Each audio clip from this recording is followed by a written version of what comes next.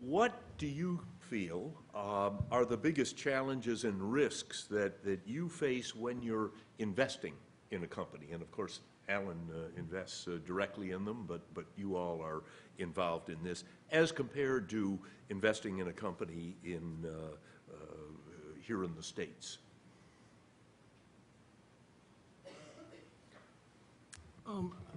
I think this depends on really what sector you're operating under.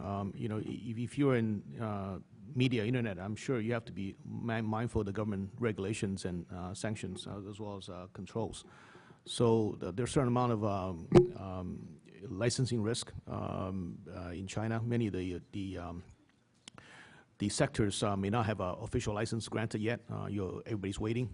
So you could be there for many, many years.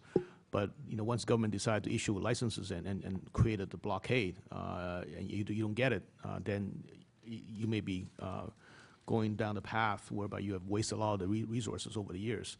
So I think combination of those, essentially the regulatory risk as well as some of the local competitive risks that you face, you know, those are some of the things you have to watch out for. Wes, any comments? Well, yeah, I mean, I fully agree with Allan, and just to give the biggest example that's current today, you look at the Internet. You look at it in two respects. One, and Internet in China is broadly defined, value-added telecommunication services, I mean broadly defined. If you look at that, you find first that the government now is concerned about the potential for subversion, messages being communicated through social networks and so forth that represent, in the party's perspective, potential subversion. So the government, the party, have called in the leaders of all of these companies and said, you've got to tighten up. And if you want to do business, that's what you got to do. Now, Google pulled out.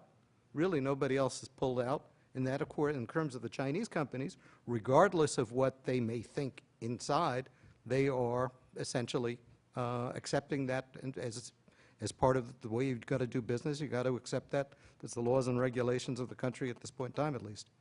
The second is the VIE structure, to get around regulations which have restricted foreign investment, restricted access to foreign capital markets. This is, of course, the variable interest equity structure.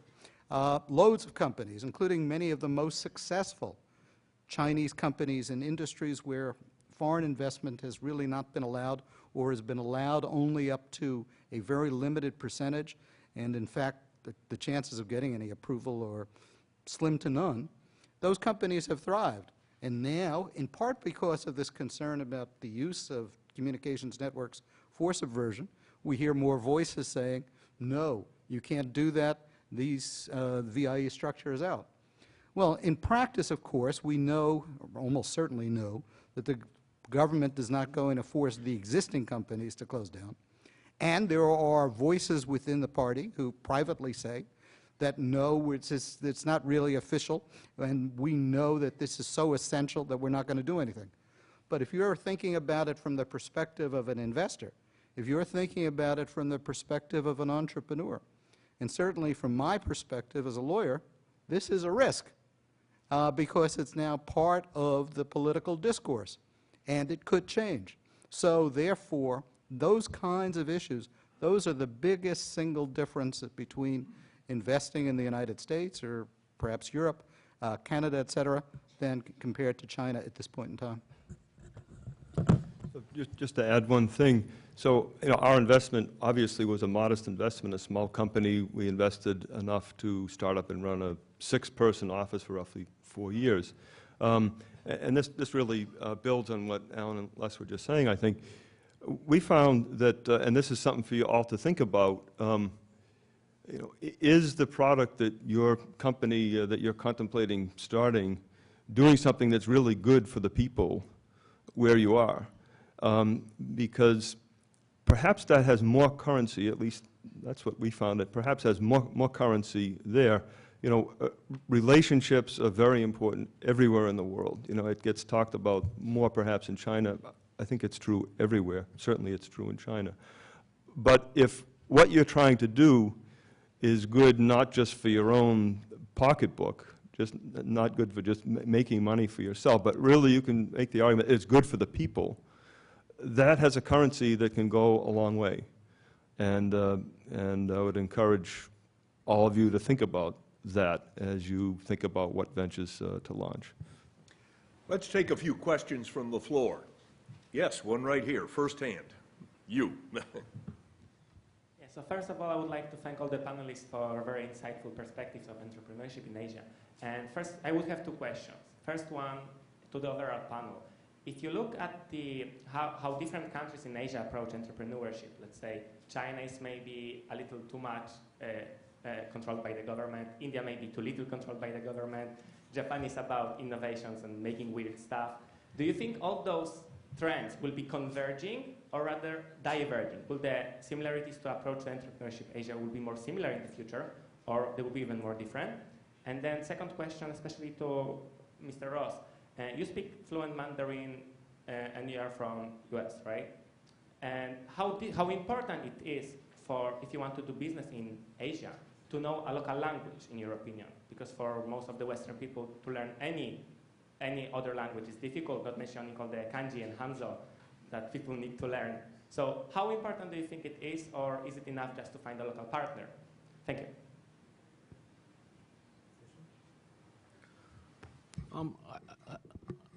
I don't think there's a necessarily a pattern whereby I think some of these countries going to, converge or diverge, in terms of government sanctions or, or control mechanisms. I think really it's much more sector dependent.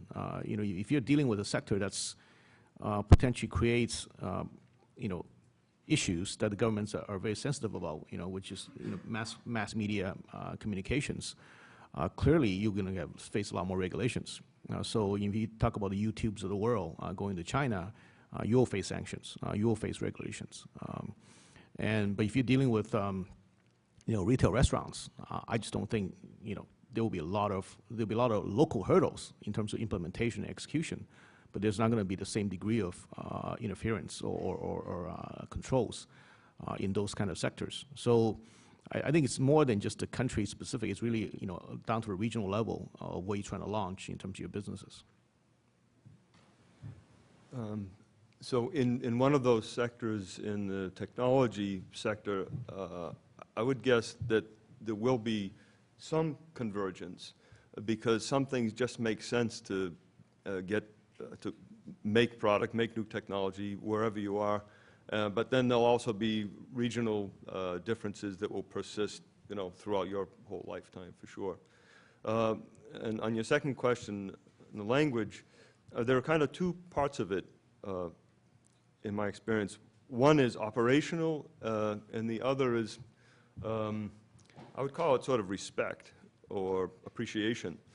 Operationally, certainly it helps to have the language, and I don't, or barely, anything at all. So operationally, we had a COO who was fluent in Mandarin, and we worked very closely in setting up the business and running the business, et cetera, and that was, I would say, probably essential. The other is a matter of respect, and as an American that speaks one language and a little bit of two other languages, I think that if one is aware of that, if one is aware of that handicap, then that is important, and to not just presume that whatever language you happen to show up with works just as well as every other language. And in my case, I guess honestly, the fact that our kids have all studied an Asian language, and one of them very successfully, did show some respect, and I think that has meant a lot too, as a surrogate for my own inadequacy in the local language. Well, I think, there are so many languages in Asia that it should be impossible for anybody to speak them all. 私今日本語できない。So So you start off with that presumption. You can't do all the languages in every jurisdiction. I think it's important that if the individual doesn't, you as CEO or whatever, do not, then your advisors do. And you have trusted advisors, so you can rely upon them. So you're not necessarily, you're not dependent upon people who you do not trust, who essentially control the linguistic environment. And then I think the other point, though, to keep in mind is that learning a language is not somehow uniquely racial or otherwise. You know, the current United States ambassador to China, Ambassador Locke, who's of Chinese ancestry, he doesn't speak Chinese. His predecessor, Ambassador Huntsman, who is not ethnically Chinese, does speak Chinese. So, and I would add that Chinese is now, Mandarin is now the third most widely studied language in the United States, and it's destined soon to be the second. And I'm sure it's true in many parts of Europe as well. We have regretfully reached the end of our time period, but our panelists will be up here. Feel free to come on up if you do have other questions. Thank you very much.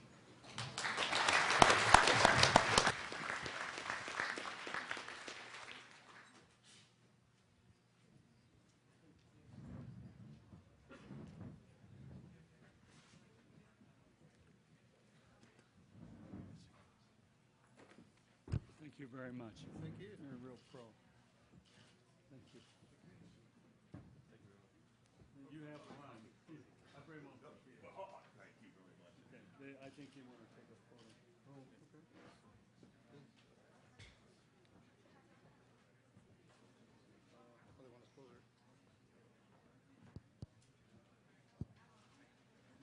We want to once again encourage you to come to the reception at E62 at the Sloan School down the street, and also to fill out the evaluation form, feedback form, and submit it to the registration desk. Thank you.